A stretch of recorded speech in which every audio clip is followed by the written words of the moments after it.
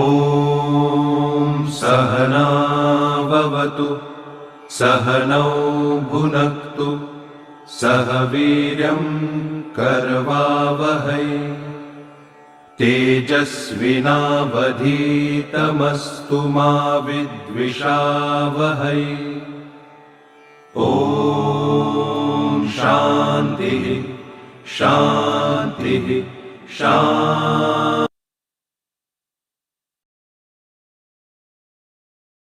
नमस्ते दोस्तों, project self United consciousness IMA TCF की तरफ से आप सभी का हार्दिक स्वागत है। दोस्तों, हम लोग उपनिषद सीरीज का अध्ययन कर रहे हैं। आज 28वां सेशन है। हम लोग कठोपनिषद पढ़ रहे हैं। कठोपनिषद प्रथम अध्याय तृतीय वल्ली का अध्ययन कर रहे हैं और आज उसके 5वें मंत्र से हम शुरुआत करने जा रहे हैं। तृतीय वल्ली की शुरुआत में यम ने नचिकेता को बताया कि 5 हमारी जो इंद्रियां हैं उससे युक्त पूरे शरीर को तू रथ जान। जो जीवात्मा है उसे तू रथी जान, बुद्धि सारथी जान, मन को रेंस जान, घोड़े इंद्रियां हैं और ये सारा विषय रूपी जगत, इसको तू घास मान। इस रथ से यात्रा करते हुए बुद्धि रूपी गुफा में स्थित धूप और छांव का अंतर समझ। धूप का अर्थ है चैतन्य, आत्मा। छांव का अर्थ है जीवात्मा, उसका जो प्रतिबिंब है। तो उस यात्रा का वर्णन पिछले सेशन में हम लोगों ने किया था और पिछले सेशन में हमने ये पाया था कि किस प्रकार यमराज ने नचिकेता को हमारे अस्तित्व रूपी रथ के 5 डायमेंशंस के बारे में समझाया। इंद्रियां क्या है, मन क्या है, बुद्धि क्या है, जीवात्मा क्या है और विषय वस्तु क्या है। अब आज 5वें मंत्र के साथ हम उसमें और गहरा उतरने का प्रयास करेंगे। तो 5वां मंत्र कठोपनिषद प्रथम अध्याय वल्ली 3 इस प्रकार है। अब यमराज उसके आगे बताना शुरू कर रहे हैं। जब रथ को समझा चुके हैं, यमराज कह रहे हैं जो अविवेकी हैं, जिनका मन सदा चंचल है, उनकी इंद्रियां ऐसे वशहीन होती हैं जैसे सारथी के हाथों दुष्ट अश्व। और फिर दूसरी बात वो कह रहे हैं अगले मंत्र में, पर जो विवेकी हैं, जिनका मन सदा समाहित है, उनकी इंद्रियां इस प्रकार वश में होती हैं जैसे सारथी के हाथों में अच्छे अश्व। हम इसको समझेंगे, पहले पढ़ लें वो कह क्या रहा है। 2 प्रकार के व्यक्तियों के बारे में उन्होंने बताया, विवेकी और अविवेकी।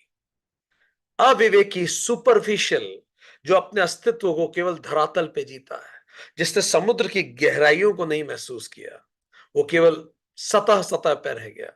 अविवेकी इंसानी संभावनाओं की उस सतह पे उसने जीवन जिया। अविवेकी। विवेकी मतलब जिस पे हम बात कर रहे हैं, सुप्रीम मैन, जिसने गहराइयों को नापा है। तो दोनों की बात चल रही है, एक सुपरफिशियल जो सतह पे जिया और जो गहराई पे उतरा। तो दोनों प्रकार के जो लोग हैं उनके बारे में बात की। अब अगला मंत्र देखें। 7वां मंत्र बताता है, तो 5वां मंत्र तो उन 2 लोगों के बारे में बताता है। 7वां 8वां बताता है उनके साथ होता क्या है। जो अविवेकी है, अस्थिर मन का है, अपवित्र मन का है, उस परम पद को प्राप्त नहीं करता। वो कभी सुप्रीम मैन बन भी नहीं सकता, अपितु जनन मरण रूपी संसार को प्राप्त होता है। दूसरी तरफ जो विवेकी है, स्थिर मन का है, पवित्र मन का है, वह उस परम पद को प्राप्त कर लेता है जहां से वो फिर उत्पन्न नहीं होता। तो आज हम इन चारों मंत्र को समझ के आगे बढ़ने की शुरुआत करते हैं। बहुत सुंदर। यमराज जैसे जैसे सेशन बीतता जा रहा है, जैसे जैसे चर्चाएं बढ़ती जा रही हैं, यमराज और गहन उतरते चले जा रहे हैं। चलिए अब गौर से इसको समझते हैं। मंत्र 3, 5 और 6। जो अविवेकी है, अविज्ञानवान शब्द आया है, जिसका मन सदा चंचल है, अयुक्तेन मनसा, असंयत चित्त है उसका। ठीक। देखिए क्या क्या क्वालिटीज है। अविवेकी है, मन चंचल है, गुण देखते जाइए क्या क्या है, दुर्गुण कह लें। तीसरा, उसकी इंद्रियां वशहीन है। किस प्रकार वशीन है? तो एक उदाहरण दिया, जैसे सारथी के हाथों में बिगड़ैल दुष्ट अश्व। और फिर दूसरी तरफ फिर से 3 गुणों के बारे में बताया।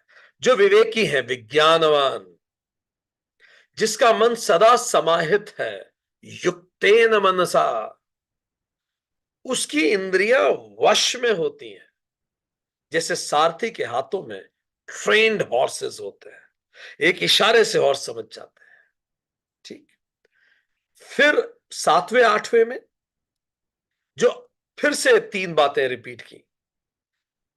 जो अविवेकी है, अविज्ञानवान, अस्थिर मन का है, अमनस्क, कलुषित मन का है, अशुचि, अपवित्र मन का है, वो परम पद को प्राप्त नहीं करता, जन्म मरण के चक्कर में घूमता रहता है। दूसरी तरफ 8वां मंत्र कहता है, जो विवेकी है, विज्ञानवान, जो स्थिर मन का है, स मनस्क, और पवित्र मन का है, सदा शुचि, वह उस परम पद को प्राप्त कर लेता है जहां से वो फिर उत्पन्न नहीं होता। जल्दी से चैट बॉक्स में लिख के बताइए, ये यम का इशारा किस तरफ है? ये 3 क्वालिटीज बार बार बोलने का उद्देश्य क्या है? क्या लग रहा है आप? चैट बॉक्स में लिख के बताइए, हम रिपीट कर रहे हैं आपकी मदद के लिए। विज्ञानवान पहली बात कही, जो विवेकी है, स्थिर मन का है, और पवित्र मन का है। कुछ याद आ रहा है आपको? क्या कहना चाह रहे हैं? वो उत्पन्न नहीं होगा बार बार, वो परम पद को प्राप्त कर लेगा, यम ने कहा। पर ये 3 बातें, विज्ञानवान, स मनस्क, सदा शुचि, वो जो वेदांत में हमने पढ़ा है वही बार बार रिपीट हो रहा है। पहले पढ़ें। हाँ हम देख रहे हैं, अच्छा लिख रहे हैं आप लोग, और दिमाग लगाइए। सदा शुचि, शुद्ध मन, पवित्र मन, चित्त शुद्धि किससे मिलती है? एग्जैक्टली, रही, वेरी नाइस।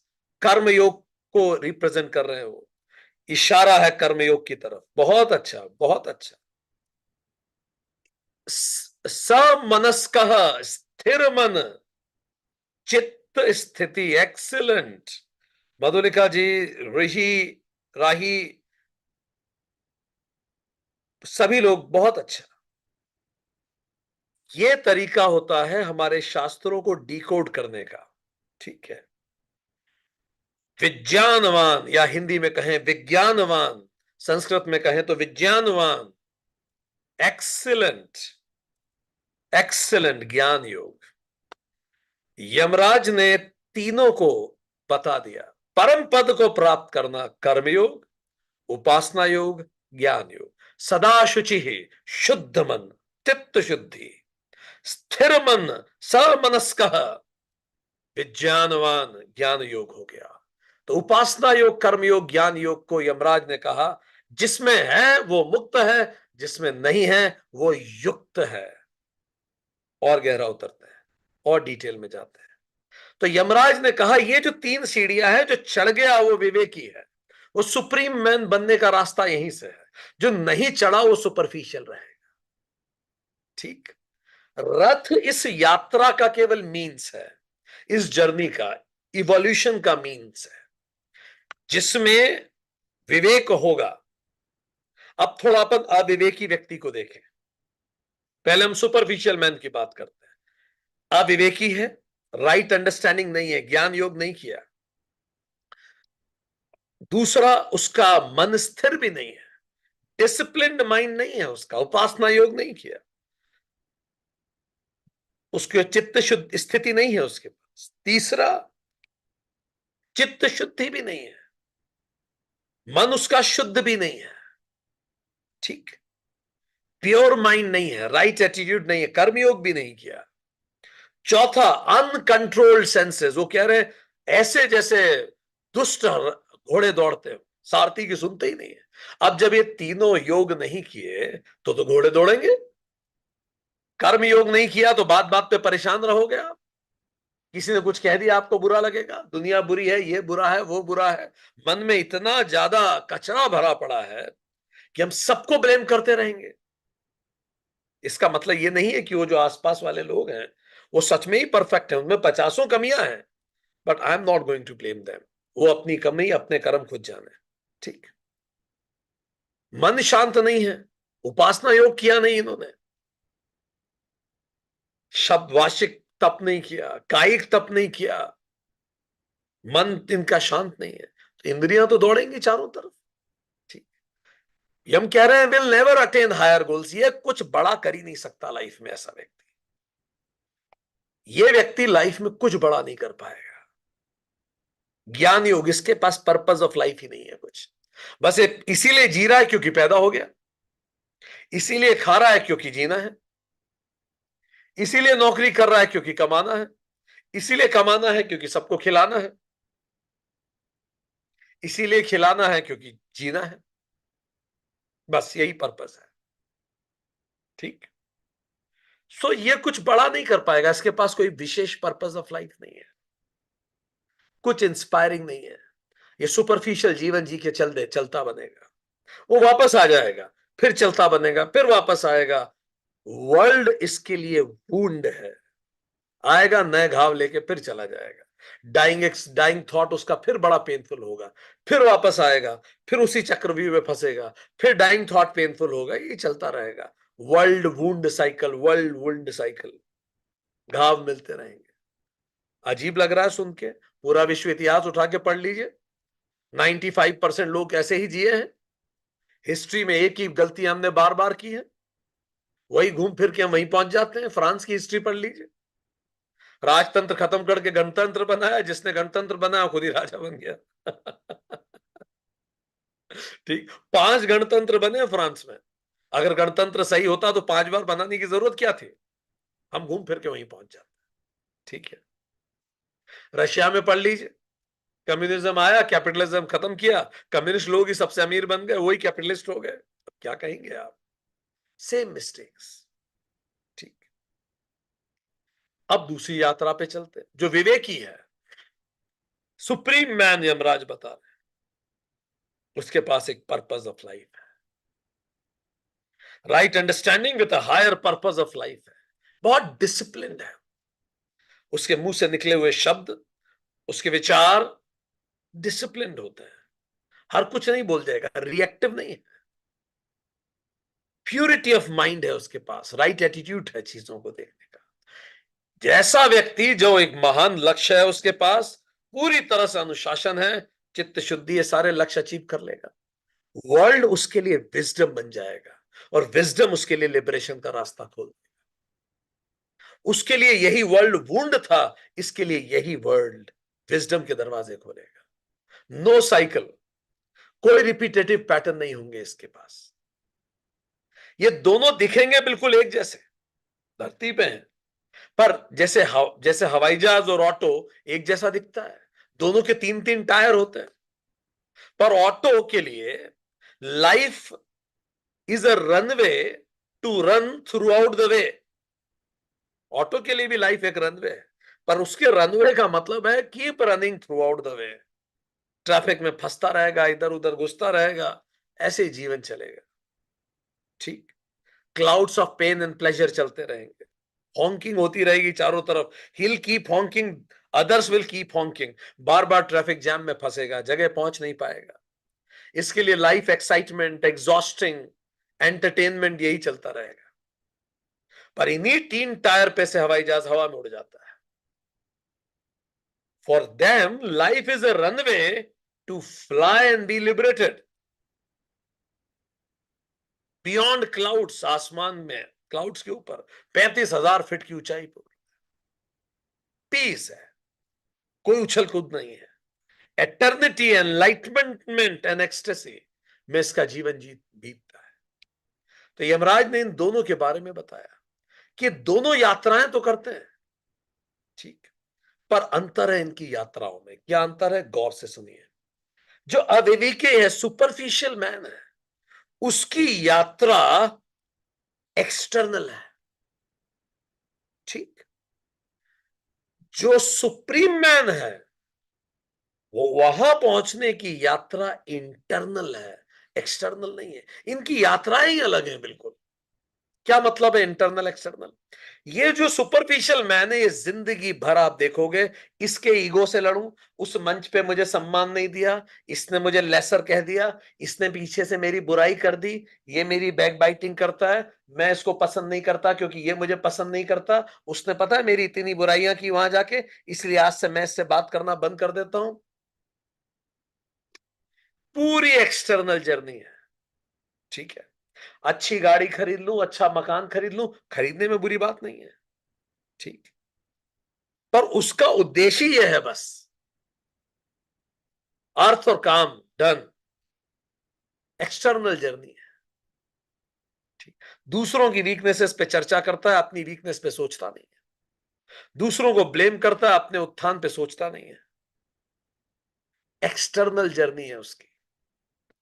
पर जो सुप्रीम मैन बनने के लिए बढ़ता है, उसकी जर्नी इंटरनल हो जाती है। वो अपने अहंकार से लड़ता है, जब कोई उसके अहंकार को ठेस पहुंचाता है तो मौन होके अकेले में विचार करता है, मुझे इतना बुरा क्यों लगा,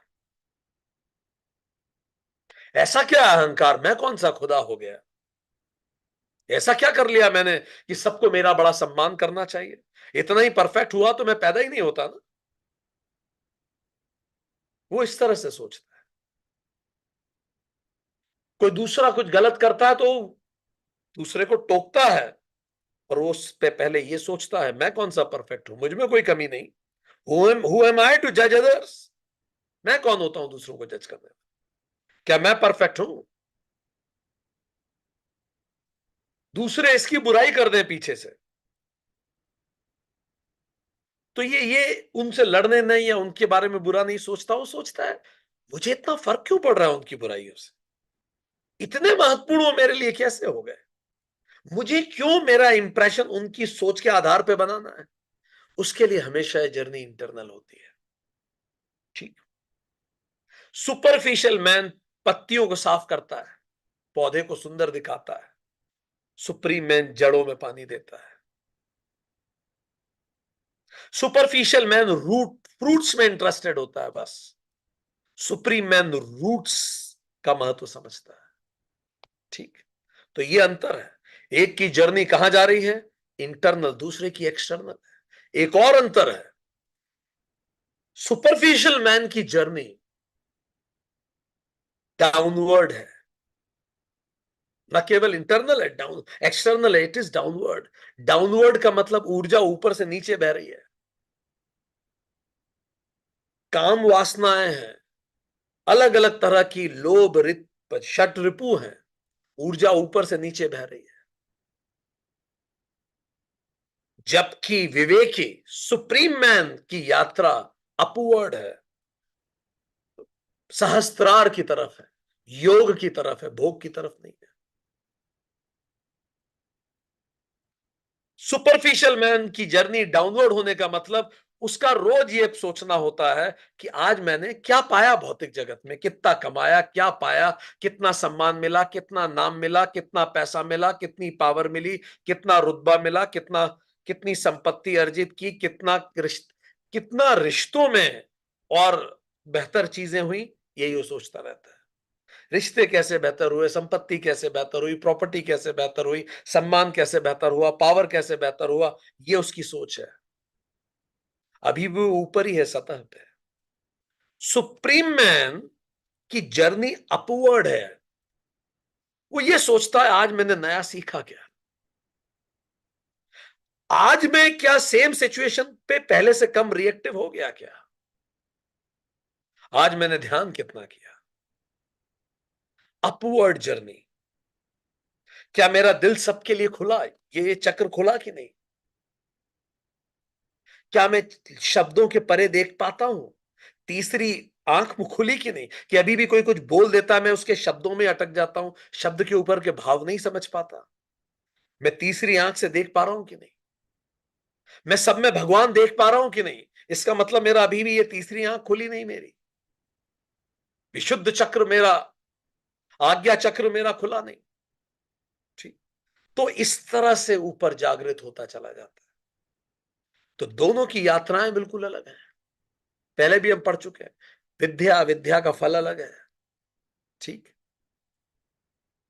इसीलिए बहुत इंपॉर्टेंट है कि हम अपनी जर्नी को पूरी अवेयरनेस से करें, ताकि पता पड़े जर्नी जा किस दिशा में रही है। अवेयरनेस और अलर्टनेस से पता लगेगा। जितना अवेयर अलर्ट रहेंगे, आप देखेंगे ये तो एक्सटर्नल जर्नी शुरू हो गई है, ये कहीं नहीं जाने वाली, फिर से लूप बना के यहीं आएगी कुछ समय बाद, चक्कर काट के। वही कह रहे हैं यमराज, वापस आएंगे वापस आएंगे वापस आएंगे, जीरो डिस्प्लेसमेंट। ठीक। अब अवेयरनेस बनाए रखने की जरूरत है। क्यों? क्योंकि जहां हो सकता है, चूंकि हम जो लोग इस यात्रा पे हैं, हम सब इंटरनल यात्रा पे हैं, हम सब अपवर्ड यात्रा पे हैं। इंटरनल एंड अपवर्ड हमारी यात्रा है। बहुत सारे ऐसे भी लोग हैं जिनकी एक्सटर्नल एंड डाउनवर्ड यात्रा है। पर हम लोग भी जो इस यात्रा पे हैं, बहुत अलर्टनेस और अवेयरनेस की जरूरत है। जैसे एक रॉकेट होता है, ठीक है, जब रॉकेट को आप ऊपर छोड़ते हैं, अगर उसमें फोर्स कम है, पावर कम है, तो क्या होगा, थोड़ा ऊपर जाके पृथ्वी के चक्कर का काटने लगेगा। वो पृथ्वी के आसपास ही घूमता रहेगा, थोड़ा सा दूर, पर घूमेगा पृथ्वी के आसपास ही। इसका मतलब वो रॉकेट कैसा हो जाएगा, वो रॉकेट ऐसा हो जाएगा, ऐसा व्यक्ति, किसी के कहने का उसे फर्क उतना तो नहीं पड़ेगा जितना सुपरफिशियल मैन को पड़ता है, पर ऐसा भी नहीं है कि उसे फर्क पड़ता ही नहीं है। सुपरफिशियल मैन 10 दिन दुखी रहता है, ये 4 दिन दुखी रहेगा। इसका मतलब इसका रॉकेट निकला तो है धरती के बाहर, पर ये धरती के अभी भी चक्कर काट रहा है, धरती की ग्रेविटी में फंसा हुआ है। और जरा सी इसकी पावर कम हुई और स्पीड कम हुआ तो धरती की ग्रेविटी से अंदर खींच लेगी वापस। इसी को कई बार सबीज समाधि कहते हैं। समाधि तो लग गई है, पर बीज अभी बाकी है, फिर से पनप सब तक सकता है। पर कई लोग जो अपनी अवेयरनेस और अलर्टनेस से, हाई फोर्स से रॉकेट गया, crosses the gravity of earth, escape velocity से गया, उससे भी ज्यादा, और पूरी धरती की ग्रेविटी को क्रॉस करके अनंत ब्रह्मांड में विदाउट ग्रेविटी मूव कर रहा है। अब अर्थ की ग्रेविटी उसे कभी नहीं खींचेगी वापस। निर्बीज समाधि, निर्बीज समाधि हो। तो जब हम बात करते हैं कि ये जो सुप्रीम मैन है, इसकी यात्रा के भी दो पड़ाव हैं। ऐसा रॉकेट जो धरती के चारों तरफ घूमता है, और ऐसा रॉकेट जो ग्रेविटी के बाहर चला जाता है। तो जैसा हमने बताया, दो तरह की यात्राएं, अपवर्ड एंड डाउनवर्ड। ठीक। होना तो यह चाहिए कि यात्रा अपवर्ड होनी चाहिए। ठीक। जीवात्मा जो बिल्कुल हमारे कोर में है, जीवात्मा इंस्पायर करे बुद्धि को, बुद्धि कंट्रोल डायरेक्ट करे मन को, मन कंट्रोल करे इंद्रियों को। यही श्रेय का मार्ग है, यही विवेक का मार्ग है, यही डिवाइन या लाइफ है, यही योग है। इसी को राधा कहते हैं। इसी के लिए भगवत गीता में कृष्ण कहते हैं, जहां जगत सोता है वहां साधु जागता है। उसकी यात्रा उल्टी है। पर होता कईयों के साथ यह है कि इंद्रियां मन को इंस्पायर कर देती है, मन बुद्धि को कंट्रोल करता है, और बुद्धि फिर जीवात्मा को डायरेक्ट करने लगती है। उल्टी धारा बह जाती है। इसीलिए इसको धारा कहते हैं। ये भोग का रास्ता है, ये जगत का जागना है, इसी को प्रेय कहते हैं। यही अविवेकी मनुष्य है, यही सुपरफिशियल मैन है। एनिमलिस्टिक लाइफ इसकी होती है। जब इंद्रियां डोमिनेट करती हैं तो लाइफ अपने आप एनिमलिस्टिक हो जाएगी, ग्रॉस वर्ल्डली लाइफ हो जाएगी। सेक्स, ईट एंड एंजॉय, बस यही पर्पस ऑफ लाइफ है। खूब कमाओ, खूब एंजॉय करो, खाओ पियो, अच्छी अच्छी जगह रुको, जो करना है करो, ऐश करो यार, जिंदगी एक बार मिली है, बात खत्म। इंद्रियां जब डोमिनेट करती, सर्वाइवल एंड रिप्रोडक्शन, बस यही लक्ष्य है। ये लोग खाने के गर्म ना होने पे लड़ लेंगे, खाने के स्वादिष्ट ना होने पे लड़ लेंगे, हर चीज पे लड़ाई के लिए तैयार है।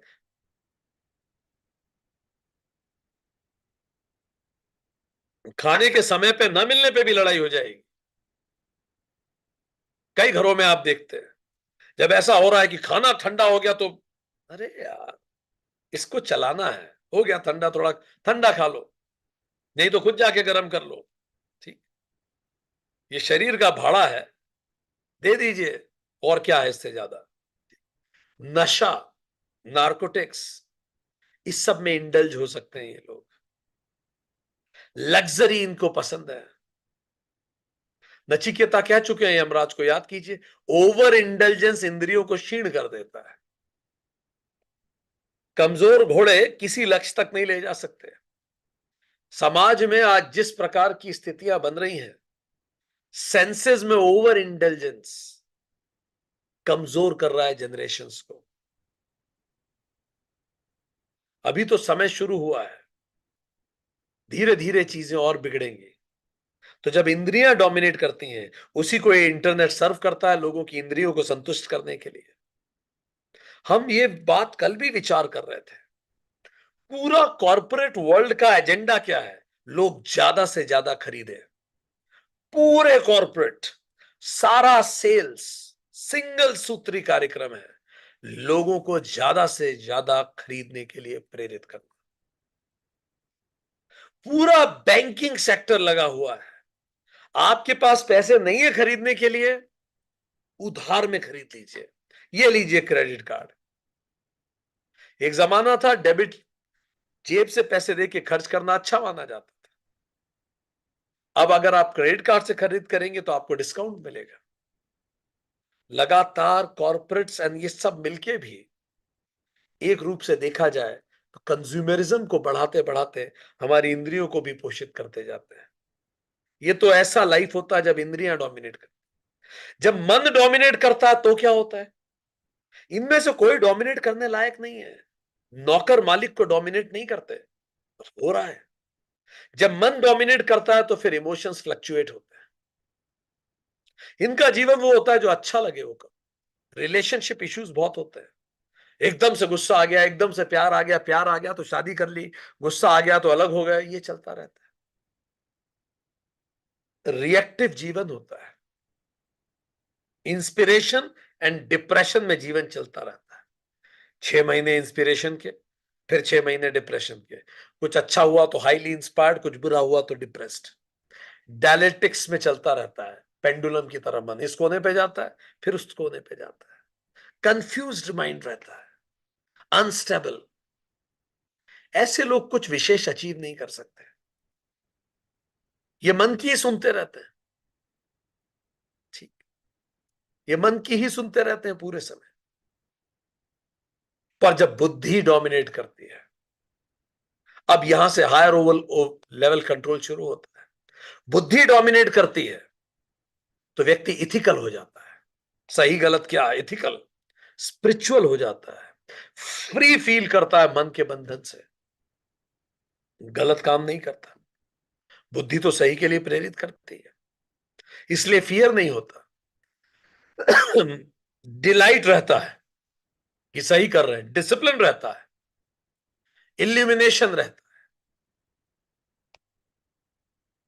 है। एक गेम हम आपको सजेस्ट करते हैं, ऑब्जर्वेंट रहिए दिन भर, कितनी बार मन जीता और कितनी बार बुद्धि जीती।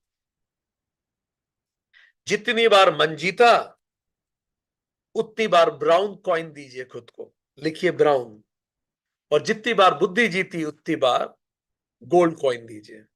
रात को बहुत थकान हो रही है, इतनी तेज नींद आ रही है, बॉडी दुख रही है, पर ब्रश करके सोना है। मन कहता है छोड़ना यार, कल कर लेना, आज ही थोड़ी टूटे जा रहे हैं। बुद्धि कहती है नहीं, ये तो संकल्प लिया था यार, चलो उठो। आप ये देखिए दिन भर में कब कब ऐसा टग ऑफ वॉर होता है, और जीतता कौन है आपके पास हमेशा। आज रात को सोने से पहले या कल सोने के पहले गिनना आपने दिन भर में कितने कॉइन इकट्ठे किए। ब्राउन कॉइन के लिए बी लिख लेना, और जब जब बुद्धि जीते उसके लिए जी लिख लेना। बस लिखते जाइए बीजी बीजी जी जी जी बीजी बीजी। टोटल गिन लीजिए कितने कितने कॉइन है आपके पास, आपको पता पड़ जाएगा हम किस रास्ते पे चल रहे हैं, सुपरफिशियल या फिर सुप्रीम में। देखिए दो इवोल्यूशन हुए हैं। एक इवोल्यूशन को कहते हैं हम थर्मोस्टेटिस। इसका मतलब आप सबने पढ़ा है, क्या होता है थर्मोस्टेटिस? Stasis, anybody? हाँ, थर्मोस्टेटिस क्या होता है बोलिए, व्हाट इज थर्मोस्टेटिस?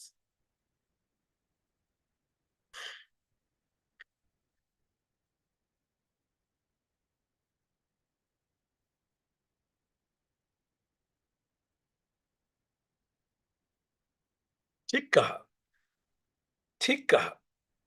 इसका मतलब है हमारा जो शरीर है वो आसपास के वातावरण से बहुत जल्दी से एडजस्ट करने की क्षमता रखता है। हमारा शरीर व आसपास के वातावरण से ability to adjust the internal climate with external environment. ठीक। पर मेंटल स्टेटस भी इसी तरह से होना चाहिए व्यक्ति को। Ability to perceive external climate as per internal climate. मन चंगा तो कठौती में गंगा। मैं जैसा अंदर के वातावरण होगा वैसा मैं बाहर देखूंगा। अंदर शांति, वही शांति चारों तरफ में देखूंगा। ठीक। तो मेरा शरीर जैसे एडजस्ट कर सकता है, ऐसे ही मैं वातावरण को मन स्थिति से कंट्रोल करूं, ना कि मैं परिस्थिति से कंट्रोल हूं। ठीक। पर कई बार लोग कहते हैं कि मन आसानी से कंट्रोल नहीं हो पाता।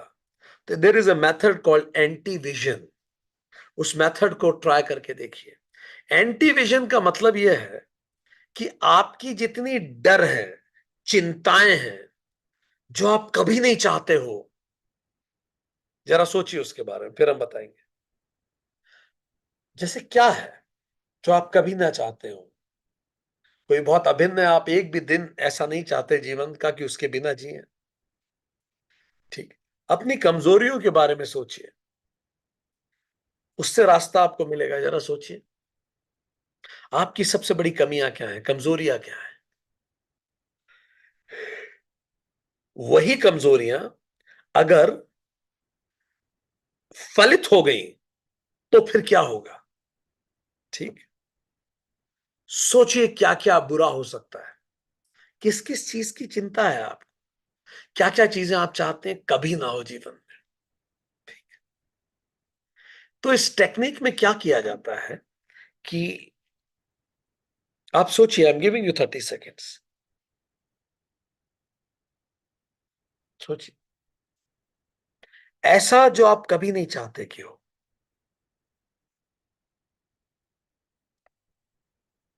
भगवान ये कभी सच ना हो, लाइक दिस, ऐसा दिन कभी ना आए।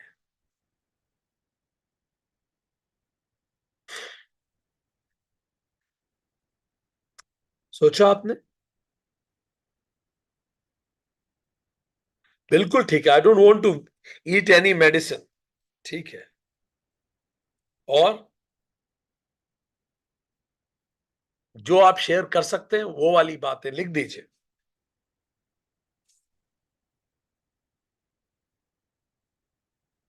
ओके। और लिखिए क्या चीजें आप कभी नहीं चाहते हो, अपने सबसे नियर डियर वंस के बिना रहना कभी ना पड़े, ऐसा कोई दिन ना आए। बच्चों को कभी कोई क्षति ना हो, और जो भी चीजें हैं, ठीक है। अब इस मेथड में क्या किया जाता है, ये बड़ी अजीब और पेनफुल मेथड है। इस मेथड में क्या करते हैं, अब आप लोगों ने लिखा अपनी अपनी जो भी डर है, भय है, ऐसा कभी ना हो भगवान।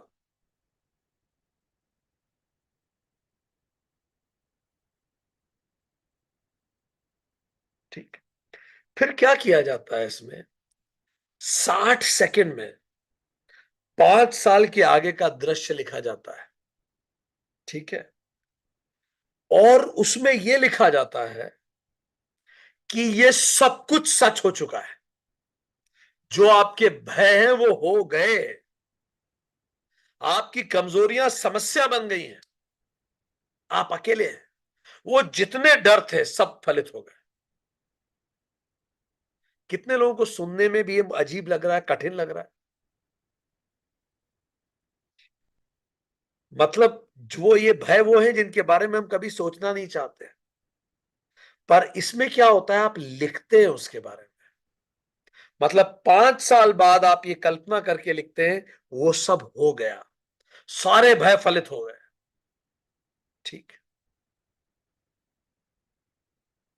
इससे बड़ा दर्द होता है जब आप लिखते हैं, बहुत दर्द होता है, बहुत एंजाइटी फील होती है, बहुत बुरा लगता है इसको लिखने, ठीक। पर अब जल्दी से बताइए, अच्छा कितने लोगों ने लिखे हैं कुछ भय? How many of you have written it?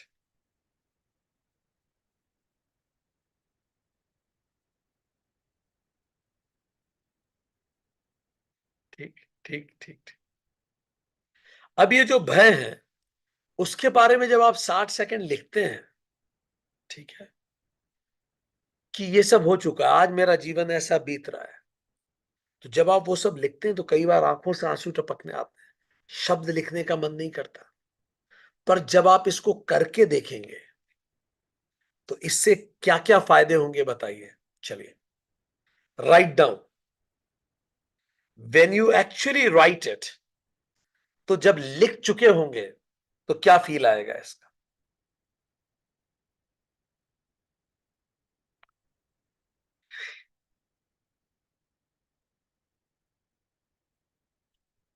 क्या लगता है?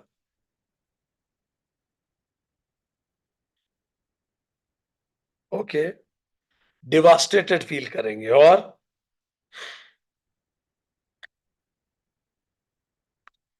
फियर को हैंडल करना बाद में इजी हो जाएगा, खाली फील होगा।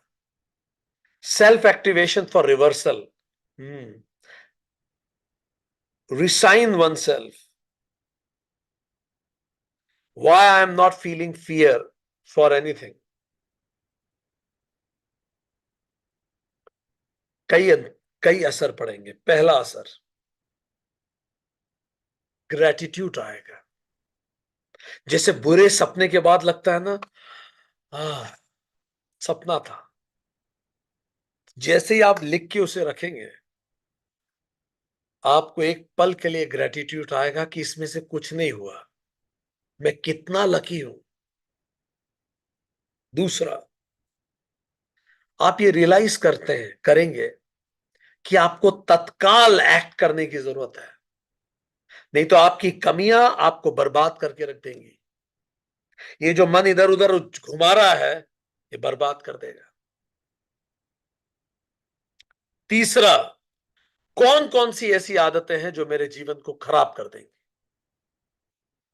तो पहला ग्रेटिट्यूड, सेकंड एक्शन का मन करेगा, दैट आप एक्ट करें, और तीसरा आपको पता पड़ेगा कि कौन सी आदतें हैं जो आपको खत्म कर सकती है। तो बड़ा स्ट्रांग ये एक्टिविटी है, अगर कोई करना चाहे तो शांति से कीजिएगा, अगली बार बताइएगा। ठीक। फिर यमराज, इसके आगे यमराज ने भी बताया कि कैसे विवेकी और अविवेकी मन होता है और वो किस प्रकार कार्य करता है, इसके बारे में बात की। अब नवे मंत्र को देखते हैं, यमराज नवे मंत्र में आगे की बात कर रहे हैं। नवे मंत्र में यमराज कहते हैं कि जो पुरुष कुशल बुद्धि रूपी सारथी से युक्त होता है तथा मन को वश में करने वाला होता है, वह संसार मार्ग से पार हो उस व्यापक के परम पद को प्राप्त करता है। अब वो विवेकी के बारे में बता रहे हैं, सुप्रीम मैन कौन बनता है उसके बारे में चर्चा शुरू हुई। चलिए अब हम इस चर्चा को आगे बढ़ाते हैं। सुप्रीम मैन कौन होता है? तो बता रहे हैं कि सुप्रीम मैन किस प्रकार कार्य करता है। यह है formula how to be a supreme man. क्या बोल रहे हैं? पहला, जो कुशल बुद्धि रूपी सारथी से युक्त होता है। सारथी एक्सपर्ट है उसका, इसके लिए शब्द आया है विज्ञान सारथी ही। विज्ञान सारथी है उसका, मतलब विजडम उसकी सारथी है। ठीक है। दूसरा, मन को वश में करने वाला, मन प्रगहवान। ठीक। तद आपनोति विष्णोहो परमम पदम, वो विष्णु के परम पद को प्राप्त करता है। तो दो बातें मोटी मोटी बता दी, ज्ञान योग और दूसरा उपासना और कर्म योग दोनों, जिसमें मन को वश में करने की बात हुई। विज्ञान सारथी ही मन प्रग्रहवान प्रग्रहवान। ठीक। आदि शंकराचार्य कहते हैं, देखिए कितनी इंपॉर्टेंट बात है यहां। वो क्या कह रहे हैं? वह संसार मार्ग से पार हो विष्णु या व्यापक को ही विष्णु कहते हैं, के पद को प्राप्त करता है। क्या मतलब हुआ इस बात का? Anybody, what do you understand by this? जो कह रहे हैं विष्णु के पद को प्राप्त करता है,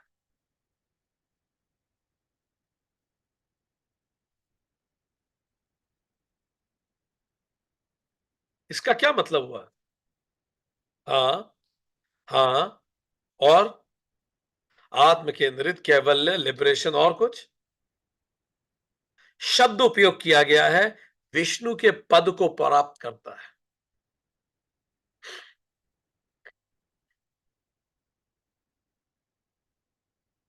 बिल्कुल ठीक।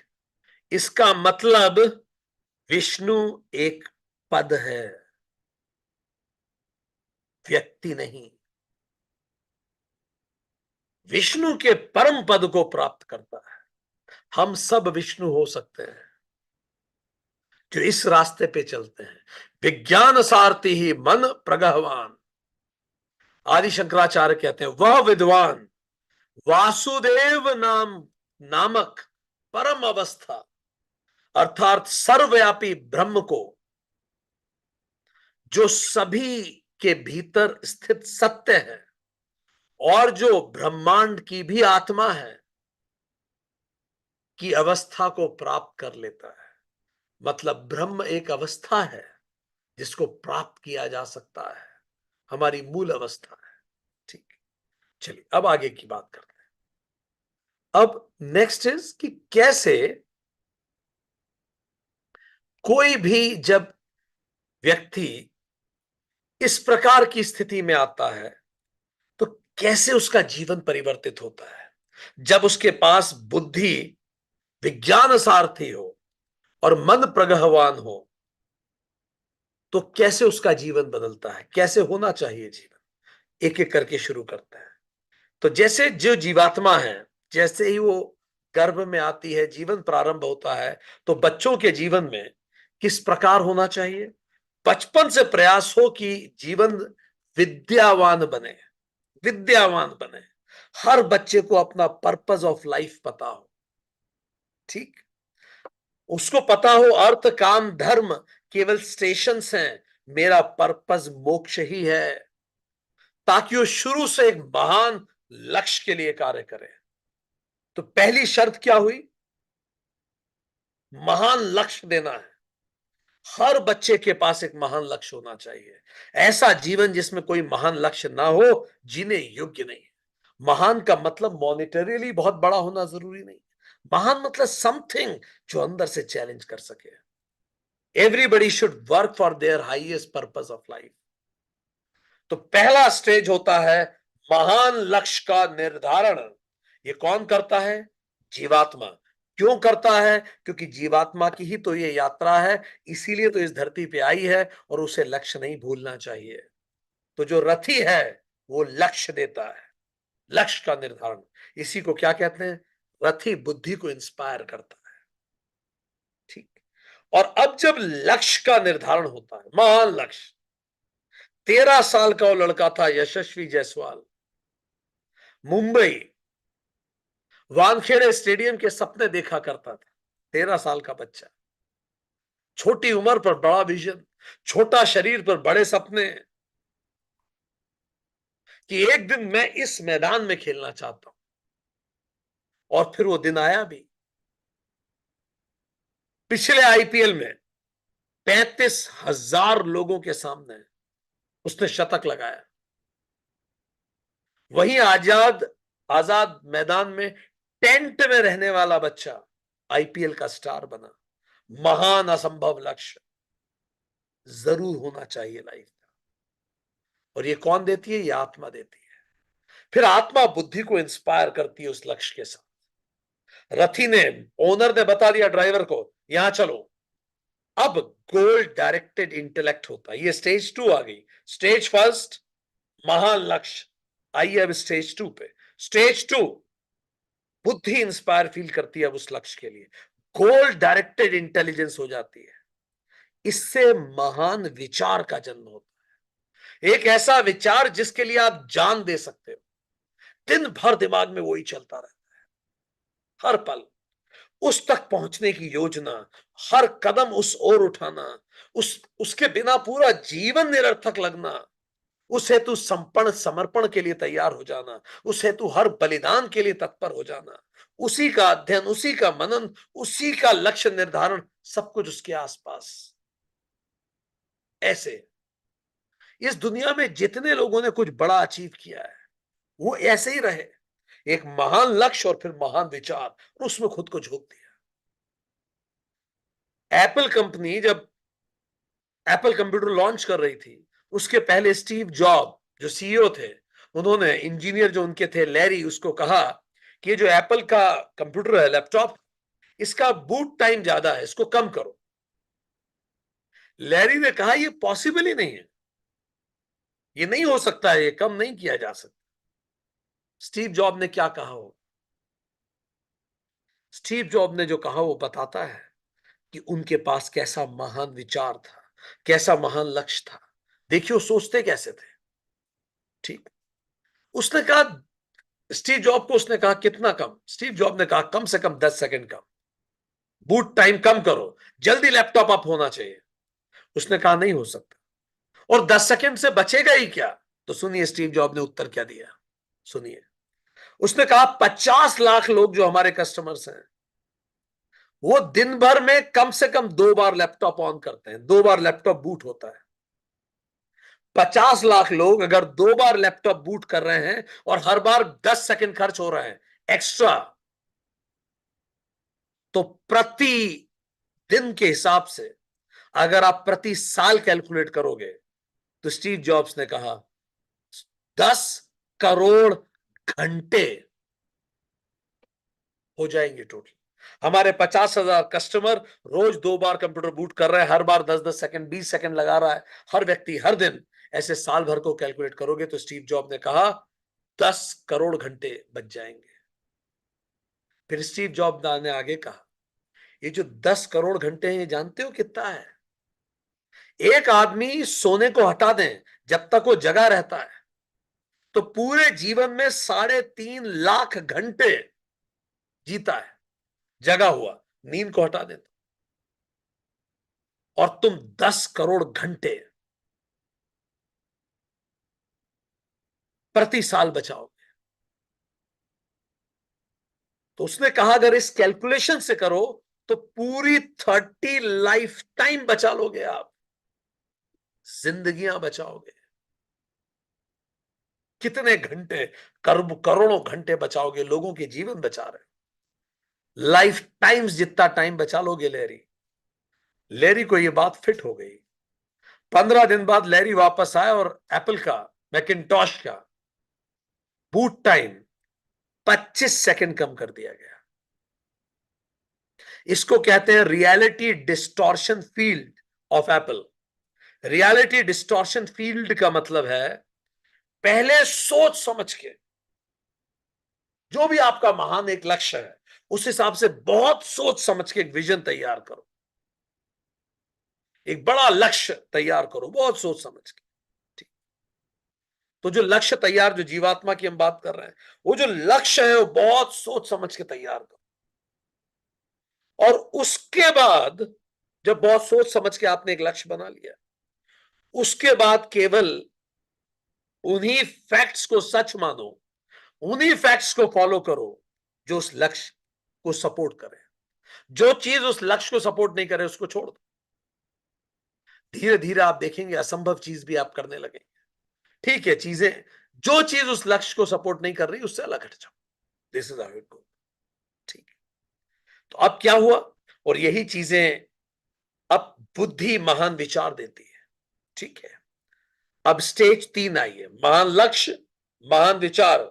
महान लक्ष्य जीवात्मा ने दिया, महान विचार बुद्धि ने दिया। अब स्टेज 3, अब बुद्धि मन को डायरेक्ट करेगी, मन को डायरेक्ट करेगी। और जैसे ही जब बुद्धि मन को डायरेक्ट करने लगती है तो मन की चंचलता कम हो जाती है, मन उतना चंचल नहीं बचता, मन की चंचलता सीमित हो जाती है, क्योंकि अब आपके पास एक महान विचार है। आप रात को 3-3 बजे तक काम करेंगे, सुबह 5 बजे फिर उठ जाएंगे, क्योंकि एक लक्ष्य और एक महान विचार है। मन बुद्धि का अनुसरण करने लगता है। नींद आती है तो भी मन तैयार होता है बुद्धि के साथ। जो सही है वो अच्छा लगता है, जो गलत है उसमें रुचि नहीं होती। गहरा अनुशासन होता है, जुनूनी नहीं हो जाते हैं लोग, जुनून आता है, अंदर की सारी खींचातानी खत्म, मन बिल्कुल इधर उधर नहीं दौड़ता। लक्ष्य या उस महान विचार से मन आनंदित रहता है। उस महान विचार है तो आदमी दुख सहने को भी तैयार है कि भाई कम खा लेंगे, कम खा लेंगे, पर करेंगे तो यही जो डिसाइड किया है, मर जाएंगे भले इसके लिए। अब मन भी कंट्रोल हो गया, क्योंकि मन बुद्धि के पीछे पीछे चल रहा है। इससे मन अमन हो गया। एक महान अनुशासन का जन्म होता है जब एक महान विचार आता है, महान संकल्प का जन्म होता है। तो महान लक्ष्य, महान विचार, स्टेप 3, महान अनुशासन और संकल्प आता है।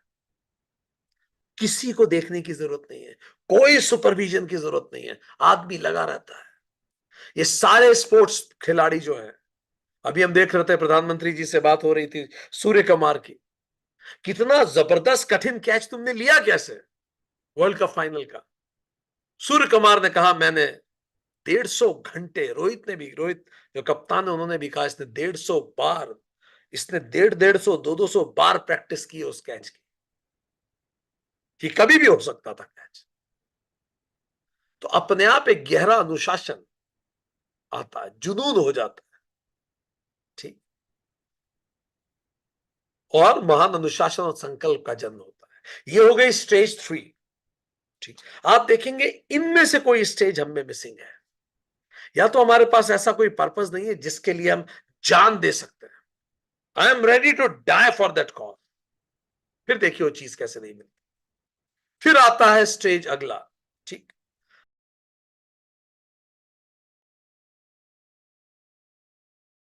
फिर अगली स्टेज आती है, वो मंत्र 9 में ये समझाया गया है परम पद कैसे प्राप्त होता है। जब विज्ञान सारथी बनता है, मन सक्षम होता है, अब आती है स्टेज 4। अब इंद्रियां इधर उधर भागना बंद कर देती है। टीवी भी चल रहा होता है, देखने का मन नहीं करता। मूवी रिलीज होती है तो कौन दौड़ के जाए देखे, टाइम वेस्ट करने के लिए टाइम नहीं है। इंद्रियां फोकस्ड हो जाती है, आंख कान जीवा त्वचा नासिका केवल लक्ष्य देखती है। इंद्रियों की शक्ति बढ़ जाती है, हॉर्स पावर जैसे होता है। ठीक। पैर चलने पे दुखते नहीं है, थकान कम होती है, बीमारी कम होती है, भूख संतुलित लगती है, संपूर्ण संतुलन अपने आप प्राप्त हो जाता है। ये सब होने लगता है जैसे ही एक महान लक्ष्य सामने आता है। भगवान कृष्ण गीता में कहते भी हैं, अध्याय 6 श्लोक 17, ये योग उनके लिए नहीं है जो अति भोगी हो, या उनके लिए जो अत्यधिक अल्पाहारी हो, जो अत्यधिक सोए या अत्यधिक जागरण करें, योग वो कर ही नहीं सकते। संतुलित होना होगा इंद्रियों का, वो हो जाता है।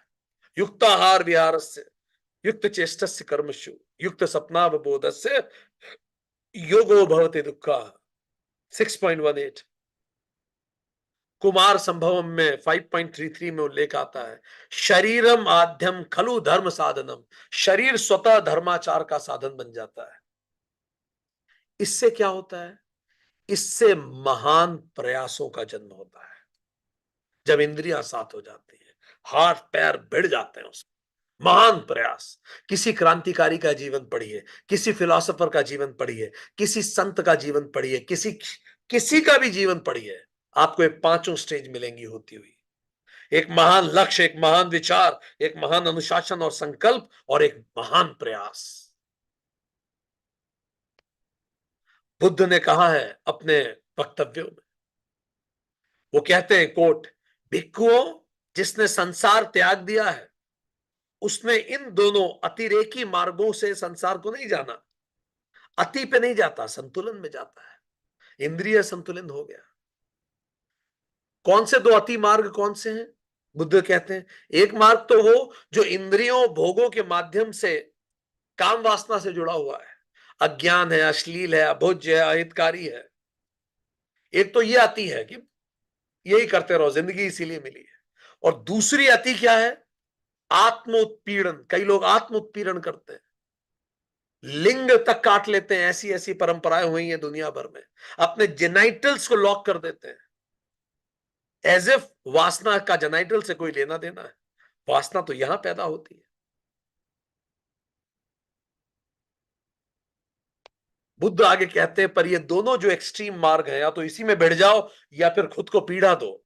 इन दोनों के मध्य से एक मार्ग निकलता है, जो आत्मानुभूति और ज्ञान का मार्ग है, जो प्रज्ञा का मार्ग है, वो शांति तक पहुंचता है।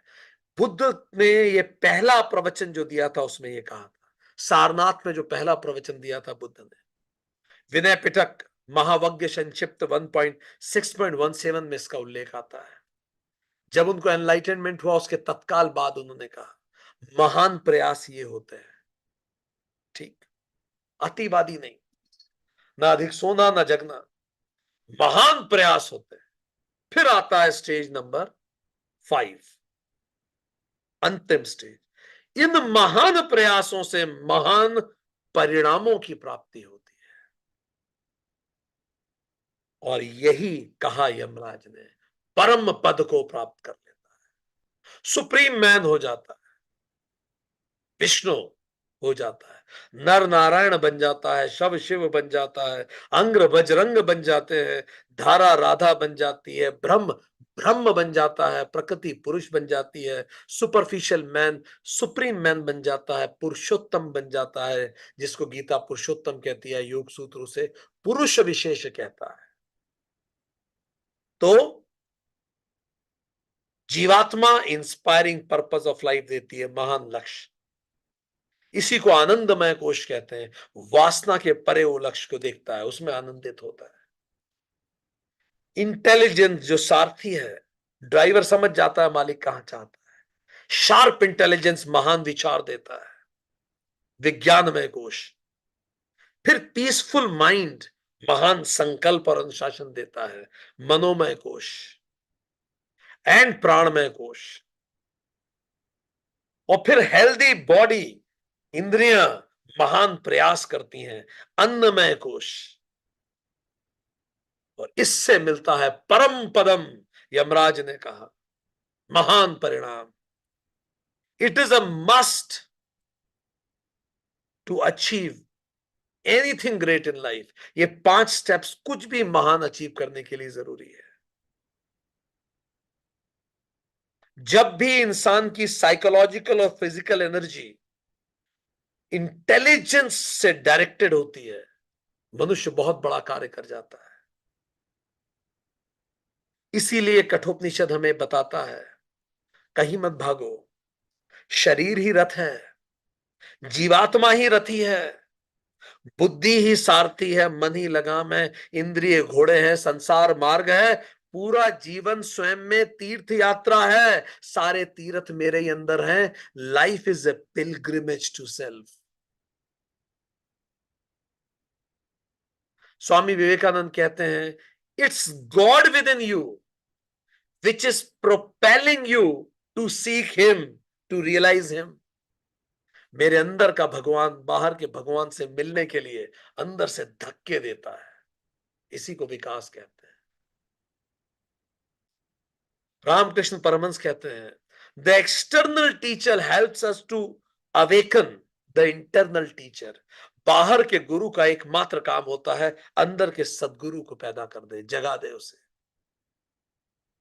इसीलिए मां जो प्रथम गुरु होती है वो एक्सटर्नल टीचर के पास ले जाती है जो बाहर का गुरु होता है। और गुरु जब आपको समझाता है तो गुरु आपको सदगुरु से मिला देता है, और सदगुरु आपका इंटरनल टीचर होता है। तो प्रथम गुरु, बाह्य गुरु, आंतरिक गुरु, या मां गुरु और सदगुरु, और फिर सदगुरु आपको परम पद तक पहुंचा देता है। यह है यात्रा। मां गुरु तक ले जाती है, गुरु सदगुरु तक लेके जाता है, गुरु इंटरनल कर देता है व्यक्ति की यात्रा को, और वो फिर परम पद तक अपने सदगुरु के रास्ते पे पहुंच जाता है। बुद्ध कहते हैं ये रथ ही निर्वाण का रथ है। इस रथ का नाम सरल पथ है, चलने की दिशा भयमुक्तता है। रथ का नाम शांत धावक है। दृढ़ चक्र जो है उसका वो सत्य प्रकाश है। पर्दे उस रथ पे दक्षता के लगे हैं। सारथी उसका धर्म है। रथ का जो टेका है वो विवेक है। अग्रिम धावक जो आगे आगे चल रहा है रथ के, वो सुविचार है। बुद्ध कहते हैं पुरुष हो या स्त्री, जिसके लिए भी ऐसा रथ सज्ज है वो उसे निर्वाण तक अब अवश्य लेके जाएगा। संयुक्त निकाय भाग 1 1.5.6 में उल्लेख आता है। तो यमराज ने बताया कि इस तरह से व्यक्ति परम पद प्राप्त करता है, कहीं कुछ जाने की जरूरत नहीं। If you really love something good enough, well enough, don't fall in love but rise in consciousness with that person. और हम अपने अंदर के उस सदगुरु को जागृत करें। सो दोस्तों, 9 मंत्र तक यमराज ने ये बातें हमें बताई। हमने देखा, यमराज ने बताया, हमने आज जाना कि यमराज ने बताया कि जो सुपरफिशियल मैन और सुप्रीम मैन में अंतर क्या है। विवेकी अविवेकी, उस ज्ञान योग अविवेकी नहीं करता, विवेकी करता है। पर्पस ऑफ लाइफ अविवेकी का सुपरफिशियल होता है, विवेकी का डीप होता है। इसका माइंड डिसिप्लिन्ड होता है, इसका अनडिसिप्लिन्ड होता है। इसके सेंसेस कंट्रोल्ड होते हैं, उसके सेंसेस कंट्रोल नहीं होते हैं। इसका प्योर माइंड होता है, उसका प्योर माइंड नहीं होता। ये गोल को अचीव करता है, कभी अचीव नहीं करता। ये वर्ल्ड इसके लिए विजडम है, उसके लिए वर्ल्ड वुंड है। ये प्लेन है, वो ऑटो है, वहीं रह जाएगा। और ये विवेकी अविवेकी, सुपरफिशियल या सुप्रीम मैन की यात्रा, जो अविवेकी होता है उसकी यात्रा डाउनवर्ड और एक्सटर्नल होती है। जो विवेकी होता है उसकी यात्रा इनवर्ड एंड अपवर्ड होती है। इंटरनल होती है और अपवर्ड होती है। यही योग का रास्ता है। होना ही चाहिए जीवन में ऐसा कि जीवात्मा बुद्धि को इंस्पायर करे, बुद्धि मन को डायरेक्ट करे, मन इंद्रियों को कंट्रोल करे। यही राधा का मार्ग है। पर होता कई बार यह है, इंद्रियां मन को इंस्पायर करती है, मन बुद्धि को कंट्रोल करता है, बुद्धि जीवात्मा को डायरेक्ट करती है। और इसी कारण जब इंद्रियां डोमिनेट करती है तो लाइफ एनिमलिस्टिक हो जाती है। जब मन डोमिनेट करता है तो लाइफ में बहुत सारे फ्लक्चुएशंस हो जाते हैं। पर जब बुद्धि डोमिनेट करती है, बुद्धि लीड करती है, तो मन में फ्रीडम आती है, फियरलेसनेस आती है। इसी तरह मन को कंट्रोल करने के लिए गेम करके देखें। हर बार कॉइन्स इकट्ठे कीजिए, golden and brown. Anti vision लिख के देखिए, आप अपने आप आपका मन घबरा जाएगा और तुरंत आप एक्ट करने के लिए प्रेरित होंगे और आप ग्रेटिट्यूड से भर जाएंगे। मन शांत रहेगा कि जो प्राप्त है वो पर्याप्त है। और अंतिम जिसके पास ये दोनों चीजें होती हैं, चित्त स्थिति और चित्त शुद्धि और विज्ञान सारथी, मंत्र 9 ने कहा कि वो व्यक्ति तो परम पद को प्राप्त कर ही लेता है। वासुदेव एक स्थिति को प्राप्त कर लेता है। और उस परम पद को प्राप्त करने के लिए तरीका भी क्या है? तरीका यह है कि जीवात्मा महान लक्ष्य दे, बुद्धि महान विचार दे, मन महान अनुशासन और संकल्प दे, और उसके बाद इंद्रियां महान प्रयास करें। जो इस प्रकार महान प्रयास करता है उसको महान परिणामों की प्राप्ति होती है और नर अपने अंदर के नारायण को प्राप्त कर लेता है। आज के लिए इतना ही।